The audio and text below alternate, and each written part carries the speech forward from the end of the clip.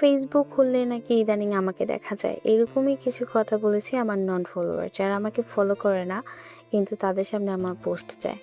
তো তাদের উদ্দেশ্যে একটাই সমাধান দেওয়া যায়, সেটা হচ্ছে আপনারা চাইলে আমাকে ব্লক করতে পারেন। এছাড়া আর কোনো সমাধান আছে কি না আমি আসলে জানি না। তো হ্যালো সবাইকে, সবাই কেমন আছেন? আশা করি ভালোই আছেন। তো আমি নিয়ে এসেছি আরেকটা মিনি ব্লগ। অন্যভাবে বলা যায় এটা একটা ডেইলি ব্লগ। যেহেতু আমি খুব বেশি একটা বাইরে যাই না, আমার বেশিরভাগ সময় ঘরে কাটে। সো আমি চাই আপনাদের সাথে সেই জিনিসগুলো শেয়ার করতে যা আমি সারাদিন আমার বাসায় করি। আমার কাজের বিশাল অংশ জুড়ে হচ্ছে একটা রিমোট জব করা। রিমোট জবও না, রিমোট কাজ করা। আমার বেশিরভাগ কাজগুলোই বাসায় বসে করা হয়, আর তাই আমার বাইরে যেতে ইচ্ছা করে না বা আমি বাইরে যেতে চাইও না। যেহেতু এখন বাইরে খুব বেশি গরম বা হুট করে বৃষ্টি চলে আসে, সিলেটের আবহাওয়ার কথা তো বলা যায় না, এই বৃষ্টি এই রোদ। সো এই সময়টা আমি ঘরের মধ্যেই থাকি অ্যান্ড ঘরে বসে আমি নতুন কিছু শেখার ট্রাই করি প্রতিদিন কিছু না কিছু।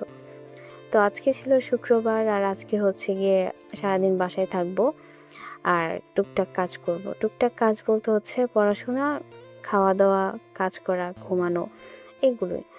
দুপুরের খাওয়া দাওয়ার পরে আগে প্রচুর পরিমাণে ঘুমাতাম, কিন্তু এখন আমি দুপুরের পরে একটু ঘুমাই না, কারণ এটা শরীরের জন্য খুবই বাজে অভ্যাস। তাছাড়া আমি যদি দুপুরে ঘুমাই তাহলে রাত 3টা 4টার আগে আমার ঘুমই আসবে না।